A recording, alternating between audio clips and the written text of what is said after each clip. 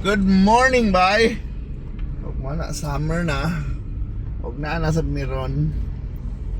Kaya today is araw ng kagitingan, holiday. And karon lakaw ta, kadong sa syudad. And today is araw ng kagitingan, so the day of valor. So we celebrate our heroes. Ito mga isog ba? Valor, di lang isog ka na ito. Katong yung nagkuhan na makamatay sa itong country, fight sa itong country. And of course, itong modern day heroes for me, ang araw ng kagitingan para sa nas mga ano bang padayon sa paninguha upang na makatabang sa atong mga kababayan sama sa atong mga OFWs, guys. Ano mga magiting na mga OFWs sa gira na sa Middle East, padayon niya pagtrabaho dito. Okay, kuha na ba? Although celebrate sa ceasefire karon na ceasefire lagi ko nung kuhan ang Iran o ang Amerika o apil ang Israel, pero mana fragile kaya po na ceasefire kay ang Israel sige pa papatuyang magbomba dito sa mga Lebanon o di ba kontra sa Hezbollah ba.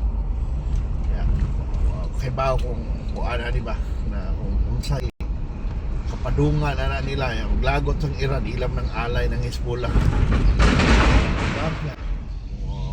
Padayon magbomba di sa musugot na kung di ko numuhunong ang Israel o pabomba ila na nang kuanon ilan ng iundang ko ng ceasefire. Kaya kung gid ko nung nakaagi ang kuan karon magdadali ng mga barko kay giabrihan ko ng Strait of Hormuz. Kung ingon sa mga tao na wa pa man ko nung gid ko nung ipaagitan ng barko, pero dapat lang kung nay barko magdadali tag ikyas diha. Sabi itong mga dag crudo ba kay walang kay pa man ay nagtingga ko nung natingga man ko nung tumulan ng gira ba. And that's what's causing the oil kanang crisis nato ron sa presyo sa gasolina, sa fuel. Pero tanaw na ako lagi na hopefully manaog na ning kuan yung pura man nagkuan yun ang nakakwarta ano mga negosyo man noon kay taas ang presyo. Pero wala ang uban itong pilam do'y palit nila itong mga oil di ba? So karon lagi hopefully munaog na and hopefully nasa konsensya nito mga negosyante na dapat it's in commemoration of araw ng kagitingan, they have also to be magiting sa ba na inaog na nilang precious gasolina samtang karon iubos ang presyo sa Brent order na di ba karon pa mo ni order ako sa timo abot at take advantage of the price, although mo ingon lagi mo na di pa kay basin mo naog pa ni bro para to pagpalit sa una di ba na abot og 110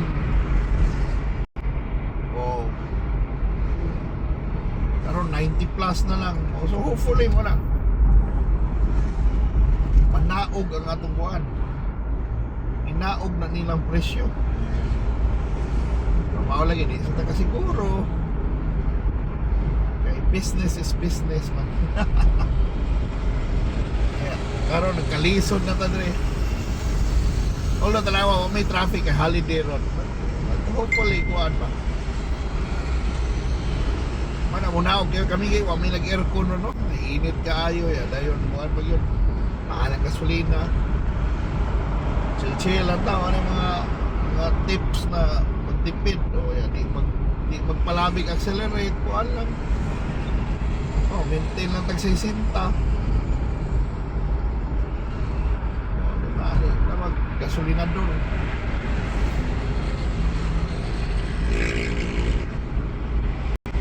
or ang upan niya di maglaag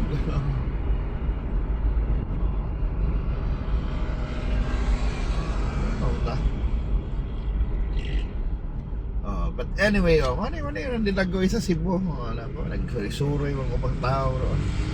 But anyway, there is sa Cebu sa the malls are open mga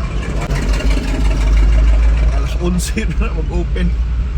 Init bigyan kayo. Sa tinuod lang, init din kayo ang panahon. Wala mong giampo lagi, may tag-giampo na mapapatayo ng ceasefire, magkasabot sila on sa ilang gusto. So manggol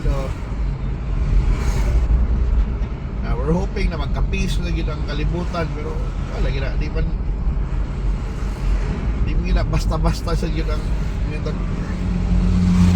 madaling ingon ang peace, but there are underlying issues ba na sometimes gali ang mga away nila historical, it's been, the fight has been going on before we're even born, or before our generations are born.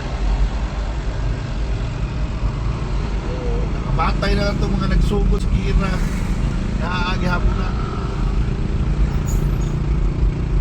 So walang atong ampo na hinaot, wala pa akong man na ba?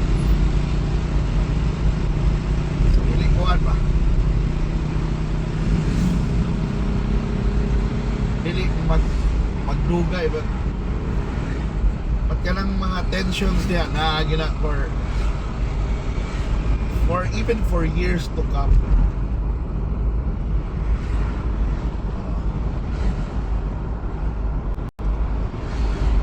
And we have to accept that naagina yun na mga old goods.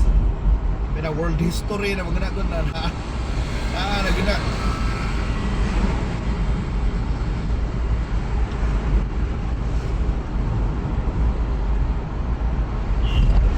So anyway, mga kumusta man yung summer so far?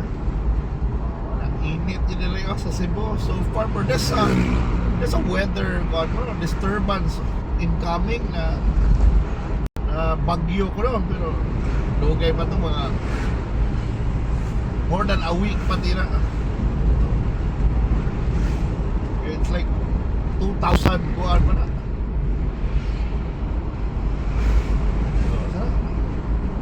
So, mga 1 week tingali. This is more than a week. 1 week. So, ang sama ni nasa truck na mga andere na emergency. Listen sa Kennedy SRT usahay lagi ay magubaan ba diha pag napita may gali holiday ron at wrong time and place tingali, or wrong time and day traffic na tala sa dire. So mana ay bagyo pa doon, mahal pagyapon ng gasolina. Diba? So still uncertain, but we're praying man matarong na ni.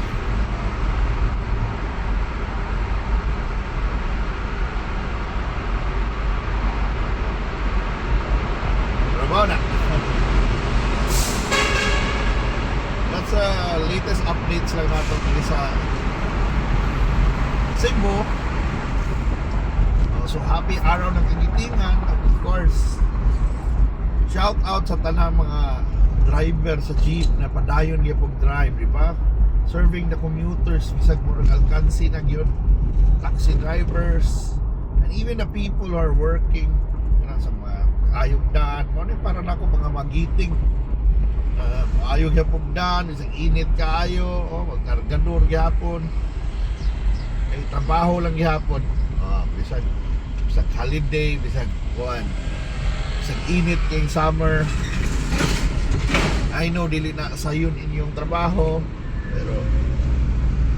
pero na respeto nako kayo mong respeto sa inyo ha. May mga kuan di ba na kanto mga ni largag abroad para magtrabaho, layo silang pamilya para makadag kwarta. Shout out gihapon kay kamo ang mga modern heroes. We celebrate them. We life. Nagdamay ra niya akong thank you, pero salamat sa inyo kung nagtanda mo ani. OFW mo, isod sa kinabuhi diha. Labi na to sa mga taga Middle East. Shout out yun sa inyo yun. Kamo yun ang daghang salamat. Salamat sa serbisyo. Trabaho para sa inyong pamilya. Padao sa mga dolyares dire. Hindi na lalim mo eh. Di lalim malayo sa pamilya o di lalim saan makuan. Sana put in danger ba na mo niya sa lugar lay mga gira-gira ba padayon yung mong trabaho. So saludo mininyo o daghang salamat. And thank you so much for watching sa diyan. Kung nagtan-aw mo ani, salamat jud ko sa inyong views oy kung wala mo na kuan mo na ning atong daily diary pero ako kay pasalamat sa inyo. Bye.